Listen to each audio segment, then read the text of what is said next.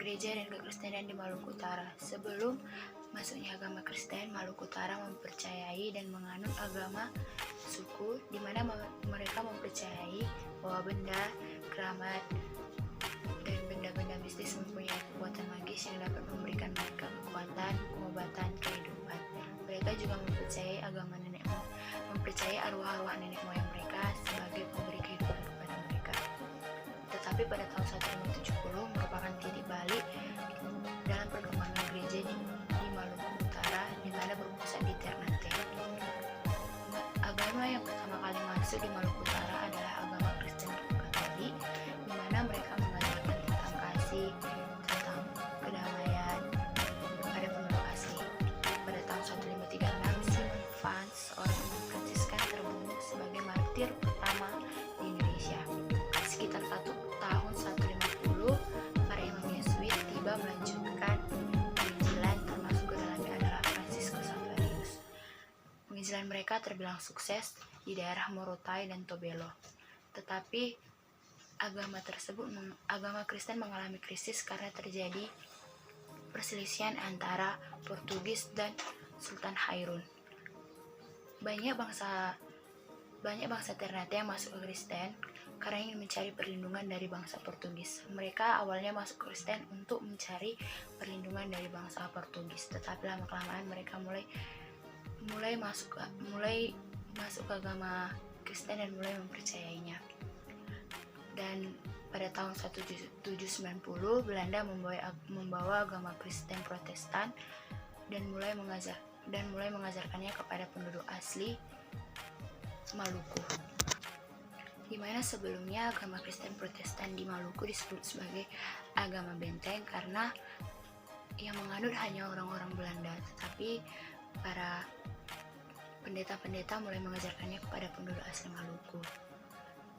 Penduduk asli Maluku mulai berpegang pada agama Kristen. Mereka mulai mempercayai Tuhan Yesus Kristus. Mereka juga mulai mempercayai bahwa Alkitab menjadi benda keramat yang sama fungsinya seperti benda tersebut. Mereka mulai membuang kepercayaan agama terdahulu. Mereka juga sudah tidak mempercayai kekuatan-kekuatan magis seperti dulu lagi.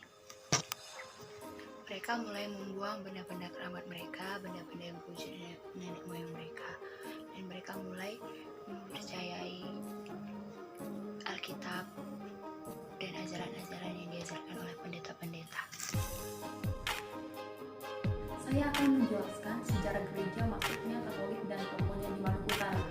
Yang menjadi bukti tolak pertama masuknya Katolik di Maluku adalah yaitu pembaptisan 2 orang kepada suku di Halmahera yang bernama Kolonel Mamuya dan Singgaji Tolo pada tahun 1534. Iman Katolik Kolonel Mamuya diberi nama Portugis dan Joe de Mamuya dan Don Cristato de Ataida untuk rekannya Singgaji Tolo. Penyebaran agama Kristen oleh para misionaris Roma Katolik pada zaman itu sangat terkait dengan pertarungan kekuasaan yang memperebut monopoli perdagangan rempah-rempah yang dihasilkan di wilayah itu. Baptisan pertama di Maluku Utara juga tempat martir Kristen pertama Indonesia pada tahun 1536 yang bernama Simon Vance, yaitu seorang iman Prancis yang terbunuh sebagai martir pertama di Indonesia. Tokoh yang sangat berpengaruh dalam penyebaran agama Katolik adalah Franciscus Xaverius pada tahun 1506 sampai 1552.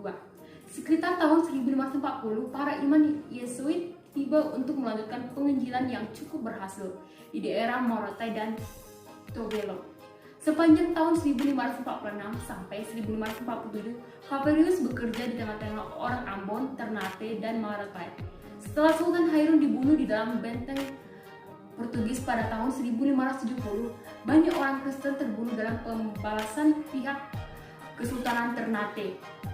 Perkembangan misi yang paling menonjol dan memberikan harapan terjadi di Halmahera pada tahun 1557 terjadi krisis Panglima Portugis di Ternate merampas Cengkeh yang merupakan milik Sultan Hairun. Orang-orang Kristen di Halmahera dipaksa untuk masuk menjadi Islam. Para misionaris yang telah terbunuh atau diusir dan jemaat-jemaat yang telah dirusak itu dibangun kembali mereka. Sekitar tahun 1565, jumlah kampung-kampung Kristen yang yaitu berjumlah 47 buah dengan totalnya 80.000 jiwa. Di sini saya akan menjelaskan tentang sejarah masuknya Protestan dan beserta tokohnya. Sejarah masuknya Protestan dan beserta tokohnya itu melalui permusuhan terhadap kekristenan. Itu merupakan faktor yang menentukan sikap pemerintah kolonial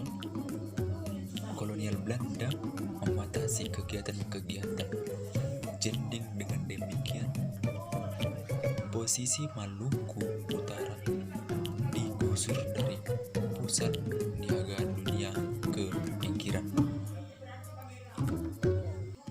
Kemungkinan juga perpindahan masuknya Kristen melalui perjanjian dengan Sultan Ternate, yakni untuk menyerahkan kembali warganya yang masuk ke Kristenan. Setelah saat peninjauan tersebut pada tahun 1965, 3 orang penginjil diutus dan tiba di Halmahera pada tahun 1866.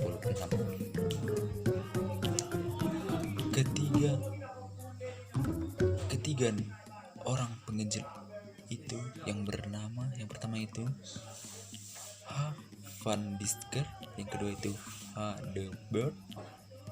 Mereka tiba pada tanggal 19 April 1866 di Galilea. Di tanggal tersebut mereka memperingati permulaan kekristenan di Halmahera tersebut.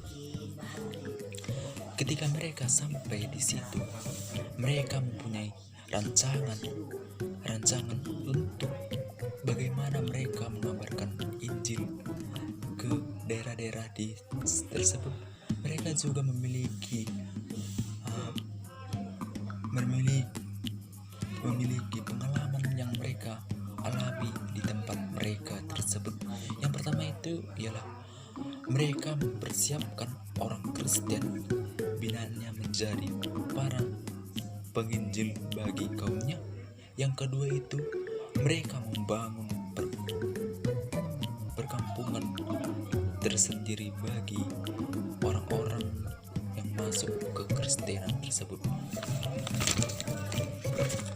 Dan ketika mereka juga melakukan penginjilan di situ, kita juga mengetahui bahwa kita juga bisa memahami dan bisa mengambil beberapa poin tentang pengalaman mereka, seperti pengalaman mereka tentang peristiwa yang mendorong penerimaan Injil di Injil tersebut. Yang kedua itu berlangsungnya persiapan menuju kemandirian gereja. Dan kita ketahui yang memaksa para misionaris untuk meninggalkan Halmahera itu bukanlah Sultan Ternate, tetapi ketika munculnya suatu kekuasaan baru di kepulauan Maluku tersebut, mereka baru tahu yaitu orang-orang Belanda lah yang mengusir para misionaris tersebut, karena para Belanda itu sangat kuat. Para misionaris tersebut tidak bisa menahan atau menentang apa yang dinyatakan para Belanda tersebut. Maka sebab itu para misionaris itu keluar dari perkampungan Halmahera, karena Belanda itu memberikan atau memperingati supaya para misionaris itu keluar, supaya mereka tidak menginjil lagi di perkampungan tersebut.